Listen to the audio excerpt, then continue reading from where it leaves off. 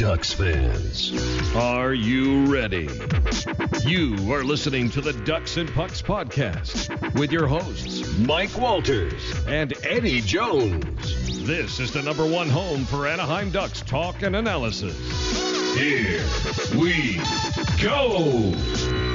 All right, welcome back to our Ducks and Pucks podcast. We're going to get you up to date this week. A whole lot of action happened from the last week with some signings, some prospect camp that happened, and some other moves around the NHL. So we're going to kind of go over some of the stuff with the Ducks and some of the stuff in the NHL.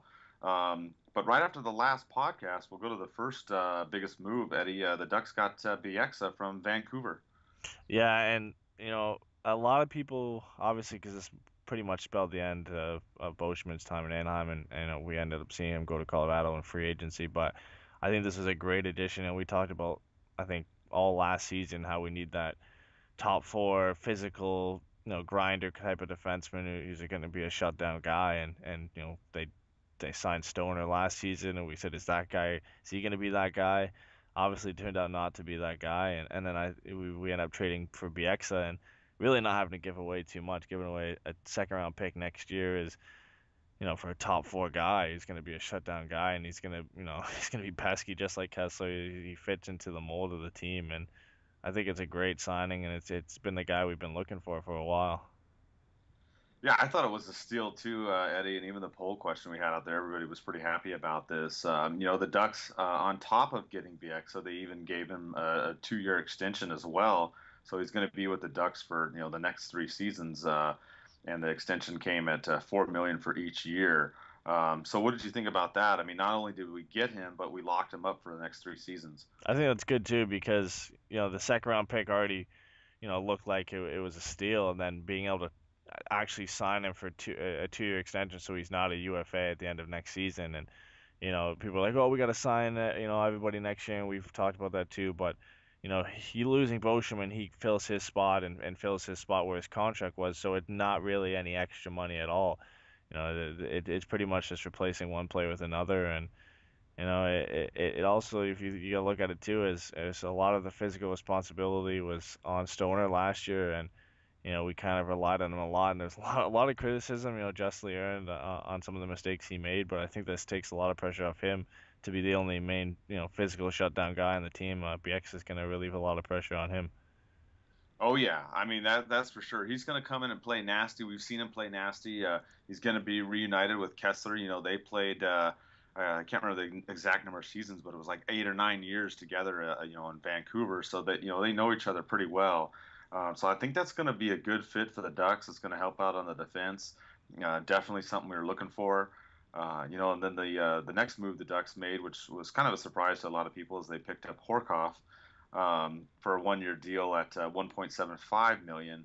And this move kind of drew some questions, Eddie, based on how he's done. But I think this is kind of to help out because with Etem, Palmieri, and Beleskey gone, you lose all those wingers. Also, the situation with Nate Thompson, being out and being injured and, probably not coming back until, November, December, somewhere in that time. But then you go out and get Horcoff, and Horcoff's a guy that can play center or wing, and he can plug in some of those holes, especially on the fourth line, Eddie. Yeah, I don't really understand the criticism. I mean, a lot of people love Wagner, and I think that's why they think that Horcoff is going to take his spot. But, I mean, if Wagner doesn't pan out, it's good to have a backup plan, especially with Thompson out, until probably January. Horcoff's going to be that guy who's going to play center or wing on that line, and he won 50.2 of his faceoffs last year, and even had 29 points, which for a third or fourth line center isn't too bad for him. And I think it's a great signing for under $2 million for only 1 year. He pretty much is a freebie if we don't re-sign him again next year. So I think everybody talked about having to sign a guy, third or fourth line guy for a year for a little money, and this was a great signing for them. Yeah, and now you're looking at the Ducks now, and a lot of questions about the lineups in the last week or so that I've gotten, and put it out in one of the articles here after going over the moves of what happened in the first couple days of the free agency frenzy, as they call it. You look at it now, and you get Bieksa, you get Horcoff. We've talked about Hagelin as well, which was basically to replace Beleskey. So you look at the lineup now, And there's a couple options that the Ducks can go with. I'll kind of talk about, I guess, option one, and then Eddie, you can jump in and either go with a modification of that or whatnot. But if we look at just the forwards for right now, and this isn't counting the prospects and all that, we'll get to that in a little bit. But if you look at the lineups now, the Ducks could go with the same top line as last year. They could go with Maroon, Getzlaf, and Perry. And the way it would work from then on down is you'd probably insert Hagelin in the second line and left wing and Beleskey spot alongside with Kessler and Silverberg. The third line, you could go with Sekach, Cogliano, or Raquel, which would be a hell of a speedy line. And then looking at the fourth line, you could go with Horcoff and Wagner, which could take turns either way, being center or left wing, and then also Jackman. So it's kind of a preview of what it could look like. I mean, there could be some variations too, Eddie, that maybe you want to chime in on as well. Yeah, and I think that's ultimately what they go with, and I think they're comfortable with having Maroon on that top line. But there's always a chance that Hagelin plays those top line minutes with Getzlaf and Perry, and you see Cogliano move up onto that line with Kessler and Silverberg, to keep the speed there, and you could even see Maroon jump on that line with Kessler as well to replace the size on that line and the grit that Beleskey gave them. There's a lot of variations. I think it all comes at left wing. I'm sure we'll see. Obviously gets off of Perry be center right wing on that first line, and Kessler Silverberg will be on that second line, and Raquel will be centering that third line most likely with Sekach, and we'll see Horcoff and Thompson when he gets back, and Jackman and Wagner on that fourth line. So it all really comes down to where they want to play Hagelin, Cogliano, and Maroon, and they're pretty interchangeable guys. I'm sure they could play all over the place, but you would expect Hagelin to play in the top six. So I think Hagelin either slots in, like you said, on the line with Kessler on the first line, and then Maroon and Cogliano are interchangeable between those, the other two lines. Yeah, I think that's the way to go, and there's even one other variation that, some other people brought up, to my attention too. And, this could be a way to go too, is you could throw Hagelin or even Sekach on the top line, and then throw Maroon down on the fourth line, and then have Horcoff, fill in whatever spots missing on, the third line, whoever gets bumped up. It's another option. I mean, it's probably the least, desired choice. But if the Ducks are playing a speed team, I wouldn't be surprised to see Sekach or Hagelin, maybe on the top line early in the season, Eddie, and have Maroon on the fourth line with Jackman to create some havoc. I mean, it's we may not see that too often, but it could happen. Well, and with Boudreau's history of rotating lines, I'm sure we'll see a lot of guys get their chance, and the one guy's just got to grab it, and obviously the new guy is Hagelin, and I'm sure he'll get his chance, if not at the start of the season, a few games in, a month, a week, whatever it ends up turning out to be. I'm sure he'll get his chance, and we'll be waiting a long time to get another guy to play left wing. Just like we saw Kessler go to Pittsburgh, Crosby finally gets his winger. We've been waiting for that guy to kind of solidify that top line wing role with Getzlaf and Perry on the left side, and maybe Hagelin's the guy, but if not, we'll see a lot of guys get their chances. I agree with you, and we haven't even gone into the prospects yet. But sticking with the team that we have now, not counting them, and we'll get to the prospects. If you look at the defense isn't really going to change a whole lot, Eddie. I mean, obviously, Wisniewski's gone. We got the goalie Anton Kubadin from Carolina, who will come in and most likely back up Anderson. So he's gone, and Beauchemin's gone off to Colorado. But if you look at the defensive pairings, the only real change is probably Bieksa comes in for Beauchemin and is paired up with Lindholm, and then you still got Fowler and Dupree and Stoner and Vatanen, again, unless someone comes from the prospect pool. Yeah, you'd pretty much see those six guys. I'm sure. I think Fowler and Bieksa would be a good pair. You could put Lindholm with Bieksa, and you've got Vatanen, Stoner, and Dupree, and those are the six guys I'd assume that we'd see play unless another guy gets signed. I don't really see a prospect really jumping in. Shea Theodore is a guy I think they want to have a good season, a full season in the AHL with San Diego, or maybe same with Brandon Montour, and Pedersen's still a couple seasons away as well. So those are a lot of guys that we'll probably see in the next few years, probably not next year, but there's always the option of going to free agency too. There's still Cody Frandon's still out there, Johnny Oduya is still out there, and those are guys you can hopefully get. I'm sure it's going to be a deal that they'd have to work out because of the guys who have to sign next year, but if they're not fully satisfied with the six guys that they have now, there's always that option as well. Yeah, and you touch on the free agency, and we'll kind of update everybody on that and go into that now. The Ducks are just above the salary floor, which is around 53 million. They're in the 54 million range. Obviously, they've still got to re-sign Wagner, Silverberg. There's been talks of an extension to Kessler as well. They've got to figure out the situation with Hagelin as well. So you're going to see, a lot of that money get chewed up, but there may still be enough to get, one more player, maybe via free agency or some kind of a trade. But of the free agents out there, there's a couple names that come up. You mentioned Franzen is still a big one out there. He thought he was going to get a big payday early, and he didn't. So he may be one that's to look for a discount. But I kind of think the Ducks are going to look more for a winger. And there's a couple names that have been out there.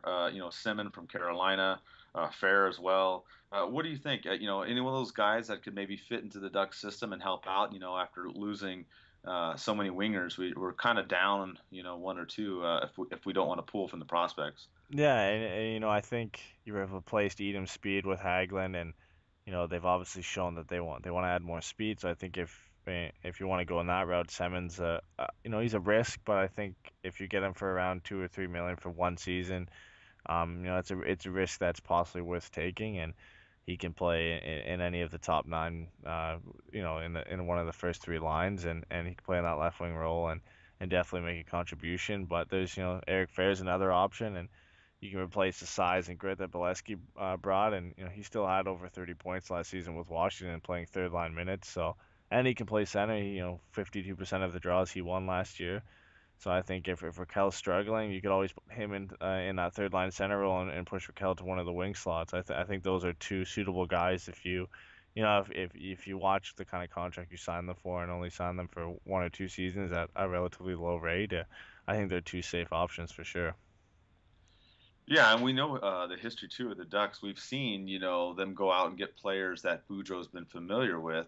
And as you mentioned, Fair's with Washington right now. Simmons was with Washington in the past. Remember we had Matthew Perreault on the team that was with Boudreau in Washington as well.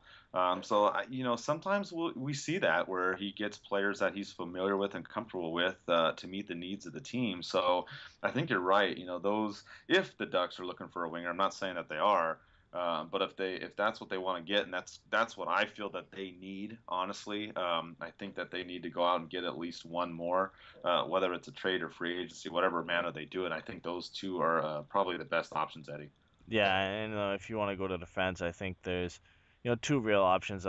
Christian Ehrhoff's a big name out there, but I don't think he's the type of defenseman that we're really looking for right now. Obviously with Fowler, Linto, and Botten being primarily offensive defenseman, I think we should be looking to more of a shutdown guy or more of a two-way guy. And I think Cody Franzen's a good option if you're looking for a right-handed shot. He struggled in Nashville after coming over from Toronto, but he still has an upside to him, and he's only 27.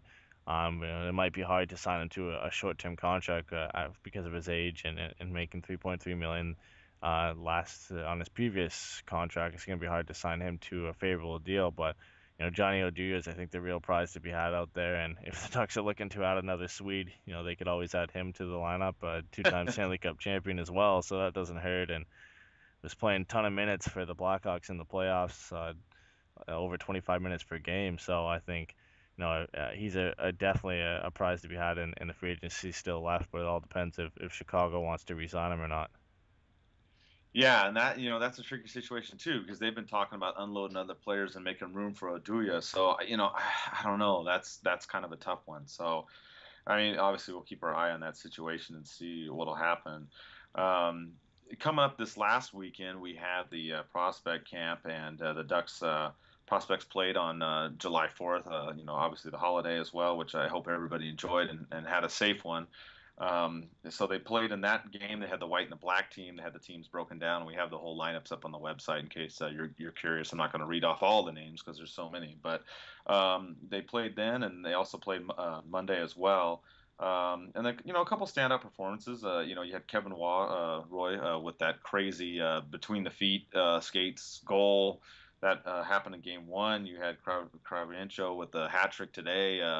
What else impressed you, Eddie? In these last 2 days, amongst the players?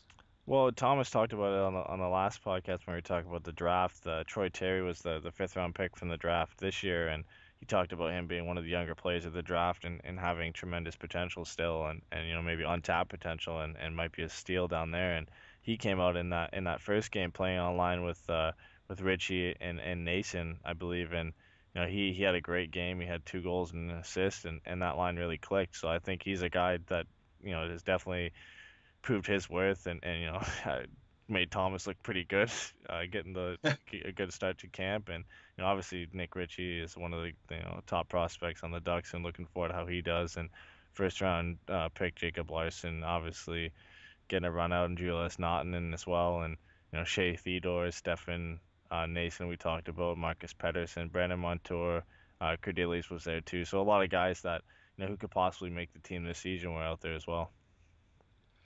Yeah, and I mean, that's another option. I mean, we know Murray talked about Theodore and he talked about Richie, and he said he's not going to rush him.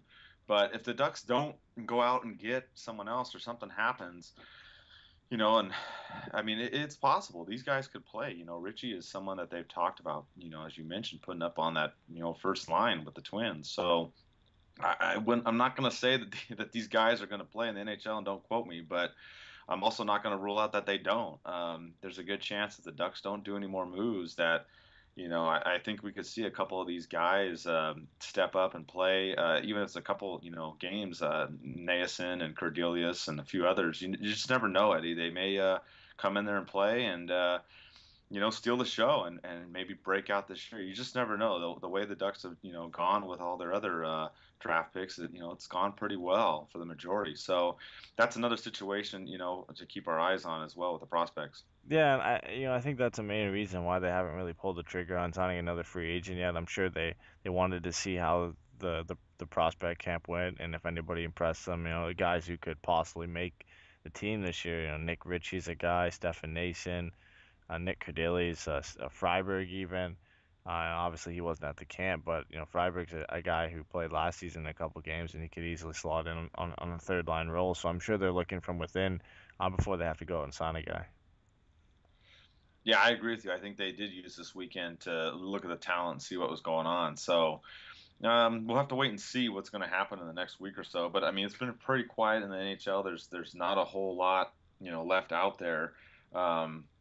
In terms of what's going on. But, looking at the Ducks, too, they made another move. They signed Maclean to the coaching staff. So he's going to be an assistant, and he's going to help out with Bruce Boudreau. So I think this is a good move. He did several seasons with Ottawa Senators.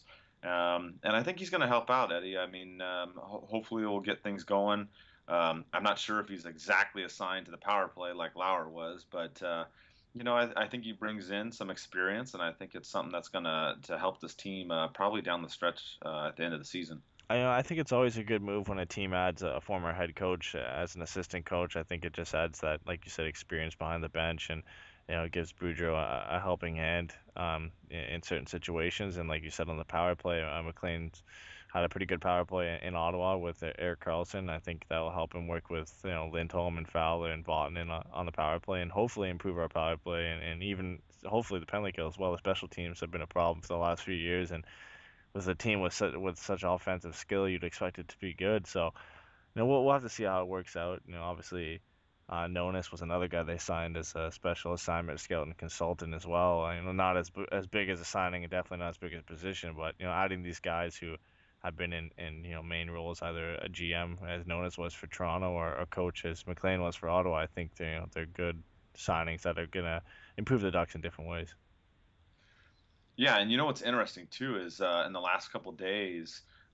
Going by what's happened, obviously in the draft and the free agents in the first couple of days, ESPN came out with a poll, their power rankings, and their most recent one had the Ducks as number 1, Chicago as number 2, and Tampa as number 3. What do you think about that, Eddie? Do you think the Ducks, are number 1 right now, or maybe 2 or 3? What's your thoughts, on the power rankings? I mean, obviously it's early. Yeah, it's hard to tell. You don't want to be biased. You don't want to look at it, but you look at the other teams who finished in top of the West last year. St. Louis, we still have their question with their goalies, losing TJ Oshie, and I think they lost that deal, only picking up Brouwer. arguably their team is a little bit worse, and Nashville's going to come back with pretty much the same team. Chicago losing Saad, that definitely hurts them, and they did pick up Anisimov and a couple guys from Russia, so you never know how that's going to pan out for them. But I think there's in the teams in the East, I think you pretty much got Tampa and the Rangers and Pittsburgh. I think it's fair to put the Ducks at the top. I think they improved on the guys they lost, adding Hagelin and adding Bieksa in replace of Beleskey and Beauchemin. So I think having them at top isn't a surprise, and it's nice to see them getting a little bit of recognition out there. Yeah, I mean, we usually talk about it too on the the NHL poll, and I don't think I've ever seen the Ducks number one, or if they are, it's like for a day or an hour. But yeah, it was kind of refreshing to see the ESPN poll have the Ducks up there, so that was good to see. And I agree with you. I think based on what's going on, I think the Ducks are still at the top up there. If people are going to argue and say they're not number one, then I'm going to argue that they're number two, because I really do think, based upon what the Ducks have done, they're still up there. My only thing that I think is if they get one more scoring type winger, and it doesn't have to be someone that's going to score 20 plus goals, not each season, but someone that can at least get 10 to maybe 12 goals a season. I think if the Ducks can get one more winger, and if it's even Richie that comes up, however it is, if they do that, I think that the Ducks are going to go, and it's early, don't get me wrong, but I think that they can, make another deep run. I mean, the team hasn't really changed too much. I like the addition of Horcoff and Hagelin. I think they're going to work out, and Bieksa as well. He brings some serious toughness to the blue line as well. So it's going to be good. The poll that came out was, refreshing to see that. Going now to some of the players we lost, we should probably talk about some of this, because there was, some Twitter and Facebook noise about all of this when Beauchemin and Beleskey left. We'll go with the less hot topic first. Beauchemin left. He ended up going to Colorado. He was looking for a 3-year deal at $15 million. He ended up going to Colorado for 3 years and $13.5 million. And Eddie, from what I had seen and several different reports, it basically looked like it came down to not just the 3 years, but also the money. It looked like Murray didn't want to do a 3-year, close to 15-year deal. It looked like more of maybe a 1 or 2 year deal, and that's kind of why it broke down. And then they went towards Bieksa.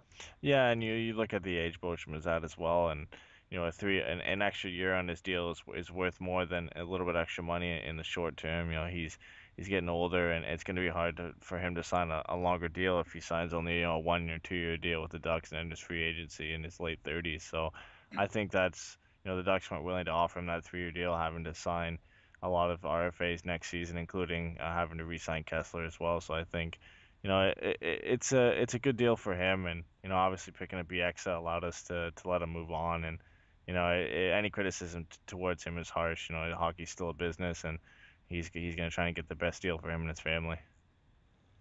Yeah, I agree, and I wish Beauchemin the best and his family the best in Colorado. I wish we could have maybe done a Teemu Selanne type deal and signed him 1 year and then kept going, but it didn't work out. He was a little bit slower in the playoffs. He did have his knee surgery and whatnot, so for the Ducks to go for a little bit, not much, but a little bit younger Bieksa makes sense. So I'm fine with that move, and then that wasn't obviously as controversial as our next player. Beleskey ended up going to Boston, 5 years for $19 million, and a lot of people were upset. On Twitter and Facebook, they basically just going off. I mean, there's no other better way to describe this. The stuff that I was seeing all over the place, people were just righteously, pissed off, for lack of a better word. But in analyzing this and trying to look at it from both sides, again, like you had mentioned, hockey's a business. You got to do what's best for your family. Beleskey wanted to go out and, get between $4 or $5 million a year. And, obviously he didn't get that amount. He got $19 million for 5 years, so just under $4 million. But also part of that, too, that people forget is that he wanted a no trade clause, which was a stickler with Murray. He ended up getting it for 2 years in the deal for Boston, but that was part of the issue, too, there. So, I'm not taking sides either way. I'm just trying to explain both sides, but that's where Beleskey was looking at. And I think from the fans' perspective, and why the fans are irritated, and I mean, I was irritated too, is Beleskey talked about, living in Orange County and he liked the Ducks. There were other people from the team that told me that they had heard similar things from him. And you also see him, reject that last offer by Murray for $16 million over 4 years. And it wasn't the fact, I think, that he rejected it, Eddie, but it was the fact that he rejected it right away. Kind of sent a message, I think, opposite of what he was saying. And I think that's why the fans got upset. And, I can kind of see that. Yeah, I'm sure he wanted to stay, and I don't know. You can never rely on the reports. If he was really offered the 4 year, $60 million contract, it's hard to say. That will never be revealed. But I think it comes down to the fact, like you said, he had a no trade clause, so he's guaranteed at least 2 seasons there, so he can settle down, and then the extra, the 5 year contract. He's gonna be on that team until his 30s. He's not going to have to worry about free agency for the next 5 years. He's not going to have to worry about a trade for a bit too. I think that all just comes into play, and he's got to, sit down and realistically look at his options. And I think in the end, taking a little bit less money for a longer term was the best option for him. Yeah, I agree. And going back to one point you did mention, yeah, just so everybody knows, the 16 million that was offered by Murray is just that's what we've heard. There's nothing confirmed on this yet, but it was around a figure in that amount. So I just want to make sure everybody realizes that that it was a ballpark figure that a couple of different reports had come out. But like Eddie said, most of the time they're not going to tell us exactly what it was. So that's where it ended up, and Beleskey's gone. I wish him well and his family well. I wish he would have stayed, but like we said, the NHL is just like the NFL or baseball or basketball. I mean, contracts come and go and players come and go, and it's the nature of the business. So I'm just proud of Murray for at least doing things to get other people in there to, make another strong run this year yet, Eddie. And I think that, that's the key that we have to look at going forward. Yeah, for sure. And obviously we had a couple of questions too on Twitter and Facebook, and we had a question from Aaron Francis too, and he said, which team that missed the playoffs this year has the best shot at making it next year after the deadline moves and the moves at the draft and so on. And I think we'll look at this from both conferences, and we'll get your view too. And I think if we're going to look at the Eastern Conference first, you have to look at Columbus for sure, is adding a top six winger and Brendan Saad to add to their mix, and only really giving up some prospects and roster player and Artem Anisimov. I think it's a big deal for them, and winning 9 of their last 10 games to finish the season, and getting a healthy Bobrovsky. I think they're a team to look out for next year, and they're going to be out for redemption after missing the playoffs. Yeah, I agree. I think Columbus is going to be a force to be reckoned with for sure. My pick that I'm going to go with in the East is kind of a dark horse pick, but I'm going with Buffalo, and it's a stretch, but I'm going with Buffalo for several reasons. I mean, you've got Kane that's going to be healthy next year. They picked up Ryan O'Reilly, obviously Eichel in the draft, who's just a speed demon. And Lehner is going to be in goal, which that's going to be kind of questionable. We'll have to see since they lost their other goalies. But I'm going to go with Buffalo. It's a bit of a stretch, but hey, you know what? I'm going to be a little risky here, and I think that they can make a good push, Eddie. Maybe they'll get close, but we'll see. It'll be interesting.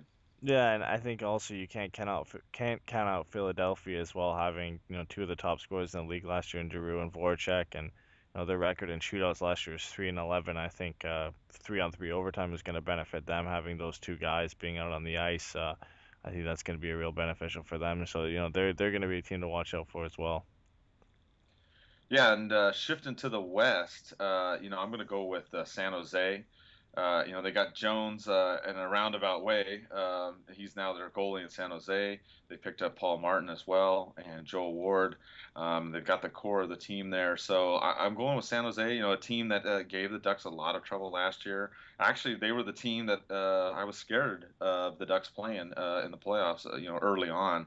Obviously Chicago was one that you and I had talked about several times as being the problem, and we all know how that went, so we're not going to go back there. But that's kind of the team I look at.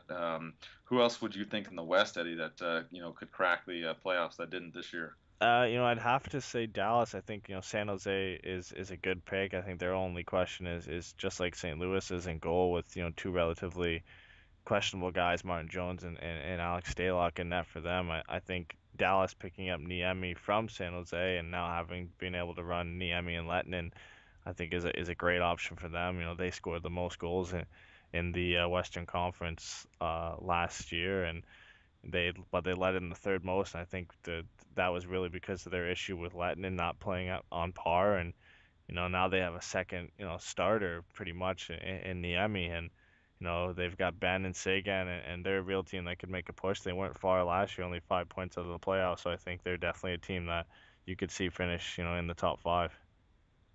Yeah, I agree with you. I mean, Dallas could also be a force to be reckoned with, with the changes that they made as well. And, some of the injuries, hurt them down the line too. This last year, Tyler Sagan was out for a while as well. So if they stay healthy, they could definitely be a force. And, we all know about Dallas too. 2 years ago, we dealt with their physicality. So they're definitely one that could be up there. One other team I'd like to mention, maybe our neighbors up north, how about the Kings, Eddie? They've had a little bit of trouble lately. I don't know. I just I don't see them really making the playoffs next year. And I'm not just saying that because I don't like LA, but you lose Williams, Stoll, Richards. You bring in Lucic. Okay, I get it, but I think the Kings are a team that they might miss the playoffs for 2 years in a row, Eddie. Yeah, and it's hard to say with how good of a team they've been in the last few seasons, and they're definitely going to be up there again. I don't think there's no way they're going to be close to the bottom. They've still got Kopitar, they've still got Carter, Brown. They're losing a lot of role guys. They lost Justin Williams, Jared Stoll's probably not coming back. Mike Richards is gone. Martin Jones is gone from their backup. So I think they've got Enroth in there with Quick, and obviously Quick's going to play the majority of the games. Drew Doughty's still there. Sekera's gone. But you still got a core team. Adding Lucic is a good pick for them, but I think they're still going to struggle to score goals. They've Gabrick's there, Toffoli's going to be there, but I don't think they have a lot of guys who's going to score a lot of goals for them, so they're going to struggle in that aspect. But if they can remain solid defensively like they have been for the last few seasons, they still have a shot at making the playoffs, but it's going to be tough for them again. Yeah, I do know it's going to be nasty. You got Lucic and Bieksa going at it. Those two guys hate each other. Yeah, and that goes way back to the Stanley Cup Finals too between Boston and Vancouver, so that's going to be a new rivalry for them. Yeah, exactly. So there's definitely going to be that, and Kessler's going to be up for those games as well, killing the Kings this last year in the regular season. Going on to some of the other questions, we actually had a Bieksa-related question from Alex.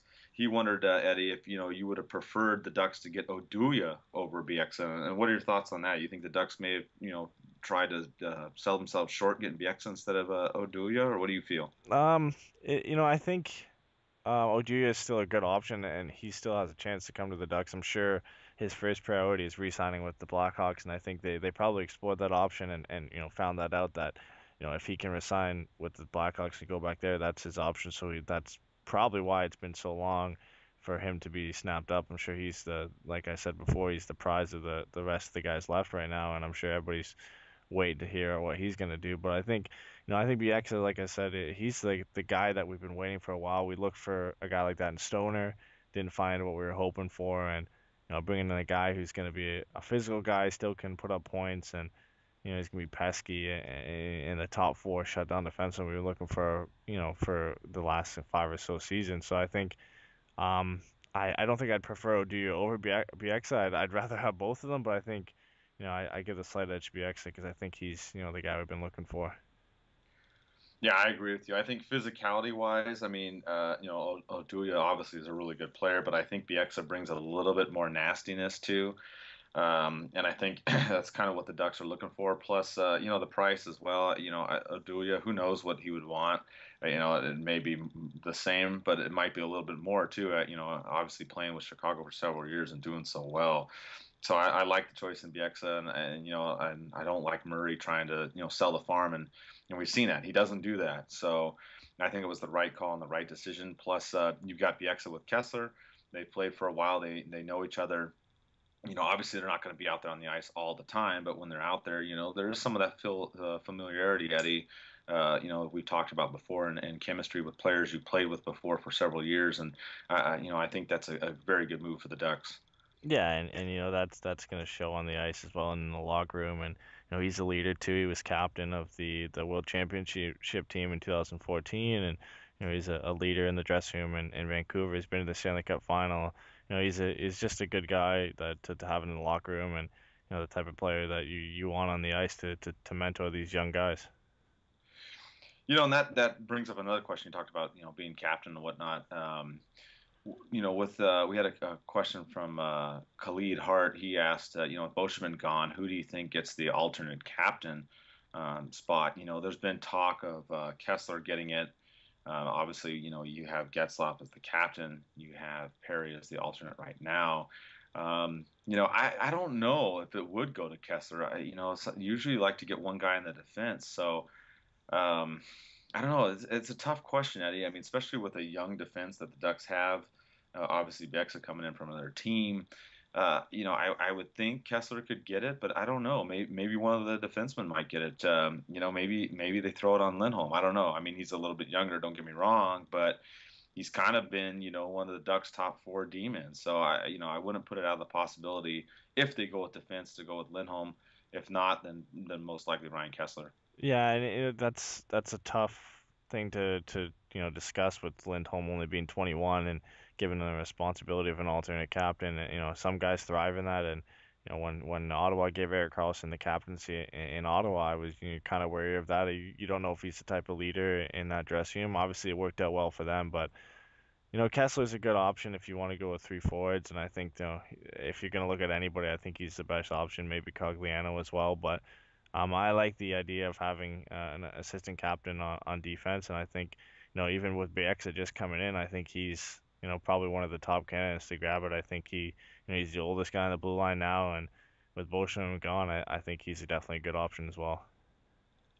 Yeah, it's something that's going to have to get figured out. It's going to be interesting. I know most of the people out there have been saying Kessler. That's what I've seen over and over again. But that's a really good question, and that's something that Boudreau's going to have to sort out with the team. Obviously I don't see Perry and Getzlaf having anything happen with their spots. Some of the other questions that we had too is, with any of the changes that have gone on, is there any negatives to the changes? We had Daniel ask, with what's gone on, and I don't really see any negative from what's gone on with the lineup, Eddie. Like I said before, from my opinion, I think just maybe add another winger, whichever way it is, from the prospect pool, free agency, trade, whatever. That's the only thing I really look at if there's something missing. But I don't really see any negatives. I mean, obviously we're pretty objective about the Ducks, and we try not to just be homers about it. Anything you see what the Ducks did in the last couple weeks that you didn't like, or maybe something more they need to do? I would have liked to see them obviously try and pick up another winger if possible, but picking up trying to keep Beauchemin, I think would have been nice. I would have liked to see him take that that 6th spot, and leave Stoner with the 7th spot, obviously buying out Fistrick. But in the end, obviously the term is what he wanted to go, and he ended up going to Colorado. So I think it would have been nice to keep him. But other than that, I've liked the moves they made. I like the Hagelin trade. I love the Bieksa signing. The Horcoff signing's good. I think everything they've done so far, even signing the guys in the front office and on the bench, and Maclean and Nonis, they're all good. Good signings so far. Another question we had too, which came from one of our own writers, Phil was asking about Holzer. I got word from actually from some fans in Germany about Holzer getting re-signed, and then I found out that his agent announced it as well. And he's going to get a 1-year contract for $750,000, most likely going to San Diego for next season. But Phil asked if he may be part of a trade for someone in the future, and I mean that's a tough one too. I mean the Ducks have really rebuilt the goals team. They let go some people and added a whole bunch of players as well, which we can talk about here in a little bit. But I don't know if I would see Holzer as part of a trade. I think if the Ducks trade anybody, maybe it would be another pick, Eddie. I mean, unless it's obviously some kind of a big name player. Yeah, and you're not going to get much for him unless you package him in something else, and you're going to have to package a lot with him to get anything of any value. And I think with the buyout of Fistrick, he's our new number 7 guy, and he'll be a guy we can call up if anybody gets hurt. So I think that's the only option, that the only reason why they signed him to the 1-year deal. He'll come up when somebody gets hurt, or if somebody's playing bad and they want to switch it up a bit, they'll bring him up. I think I don't see him being part of any trade unless it's near the trade deadline in the middle of the season. Yeah, I agree, and that's what I'm thinking too. Is with most of the players, I don't really see the Ducks, doing too much. Trading players from the goals, well, the new goals team that's going to start up this next season. One last other question we had was from Jake. He asked about the RFAs and why is it taking so long in regards to Hagelin, Silverberg, and Wagner.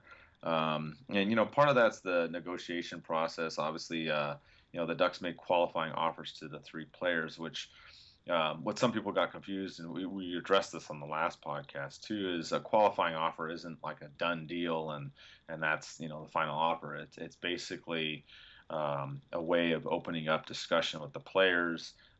They're given that initial offer so that the team is able to still retain their rights as a restricted free agent, unlike the unrestricted, which basically they can go talk to whoever and do whatever they want. So it takes some time. The Ducks are going to probably get these three deals worked out, hopefully within the next week or so. But it takes some time as well because, rumor has it the Ducks are still looking for other players. It looks like wingers is kind of what they're looking at from some different sources I've heard from Eddy. So that's kind of what I've heard as far as the RFA process. It's not something that's happened overnight, and the players go back and forth. Yeah, and it's pretty much 99% that both these guys would get signed. I don't want to say that for sure, but if anybody submits an offer sheet for them, the Ducks obviously have a chance to match it as well. So I think they're just working it out. They're looking to the future as well, the next season, and having to re-sign guys and making sure all the contracts work. And Silverberg coming off only such a low contract, they're trying to figure out what he's worth, and same with Hagelin. And them being RFAs, you have a lot more time to discuss it as well. So I think they're just taking their time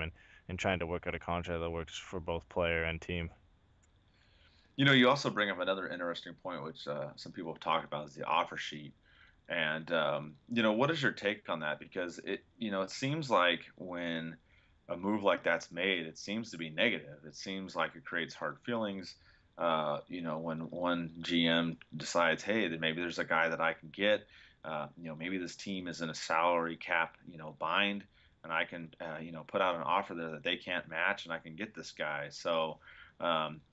Tactically, it's very smart, but as far as friendly relations, it's not very smart. So I'm kind of curious, what do you think, Eddy, as far as doing offer sheets? Yeah, because it throws a wrench in the whole contract discussion with the player and the team, or the GM of the team he's currently signed with. So if somebody offer sheets Hagelin, for example, and they put in the price, so they offer sheet him for say $4 or $5 million, then right then the Ducks they can't discuss anymore. They either match it or they don't, and if they match it, that's the contract he's signed to, and that's how much money he's gonna make. So, it's kind of throws a wrench into the whole discussions, and that's why it's frowned upon. But you don't see a lot of teams do it either, because the more money they offer sheet for, the conversation going back, depending on, I don't know the actual figures, but I know the higher the fee goes, the more draft picks you have to send back, and the higher the draft picks. And when you get into the $7 to $9 million range for these top end players, Tarasenko's a guy who's out there as an RFA right now, but you don't see anybody offer sheeting him because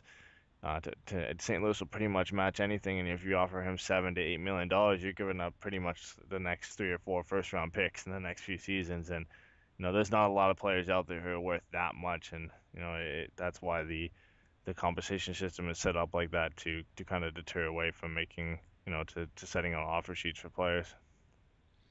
You also mentioned Tarasenko, which we've had some questions about Tarasenko and the Ducks going after them, and I've talked to our friends over at the Loose Chicklets, podcast for the Blues about Tarasenko, and it's going to be tough. I really don't think anybody's going to get Tarasenko. Like you said, St. Louis is pretty much ready to match anything. Some people are like, well, why is it taking so long? Well, if you haven't been in the news, I mean, he got married. He's on his honeymoon doing some personal things here. So obviously he's a little busy, but I really don't. As far as the Ducks trying to get Tarasenko, it's highly unlikely, Eddy. Yeah, and there's no point in rushing a contract discussion with an RFA as well. Obviously you want to get it done as soon as possible, but you have a lot more time to discuss it. And nobody's. I don't think anybody's stupid enough to try and offer sheet for Tarasenko. St. Louis has publicly said that they'll match almost any offer, and if you're offering the $7 to $9 million range, like I said, the compensation is going to be ridiculous. You're going to have to give up 3 or 4 first-round picks, and it's really, even with the quality player Tarasenko is anybody really worth that much of a fee to bring that guy into your team? It's hard to say. And I guess only one other question left too is we've talked about Palmieri being gone, Etem being gone, Beleskey as well.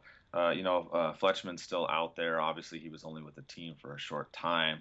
I've had a few people ask me about him as well.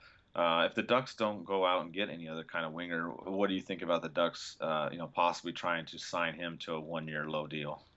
I think if that was a decision for them, I think they would have signed him before allowing him to go to free agency. They had the right to sign him before July 1st, and they didn't do it. So I think if that was a decision they were thinking of, they probably would have signed him already. So I don't think that happens. I think if they sign anybody, it's one of the 3 guys we mentioned, or they just end up bringing up a guy from within. And if they haven't signed anybody but by July 15th, I think you're pretty much guaranteed they're going to go in with the roster they have currently. Yeah, I agree with you, Eddie. I don't see anything happening on Fletchman's end.